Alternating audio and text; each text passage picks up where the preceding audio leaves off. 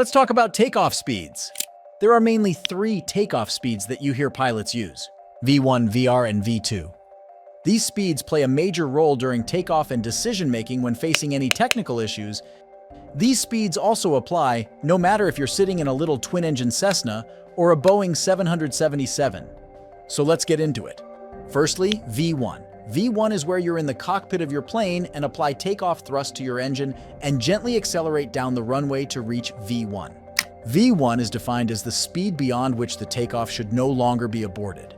V1 is calculated beforehand as it depends on factors like temperature, altitude, aircraft weight, runway condition, and runway length. If you were to experience any issues after reaching V1, you should not abort. Otherwise, if you have not reached the V1 speed, you are safe to abort the takeoff by using full reverse thrust, for example. However, if there were to be an engine failure, one of the reverses would be inoperative, and therefore full reverse thrust cannot be added to the braking measures. Therefore, you need to make sure that any given failure prior reaching V1, you'll have enough runway left over to stop. In case of failure after V1, you have to commit to the takeoff, then take emergency measures, otherwise it would cause a runway overrun and damage the plane. Next is VR. It is the point where the generated lift over the wings becomes higher than the aircraft weight keeping it on the ground. You can tell you've reached VR as the nose will lift off the ground, and vortexes are created at the wingtips, which rotate behind the aircraft. And when the main gear leaves the ground, that's VLOF, which is V liftoff speed. So VR, also known as V rotate, is the speed at which the pilot begins to apply control inputs to cause the aircraft nose to pitch up, after which it will leave the ground. Lastly, V2.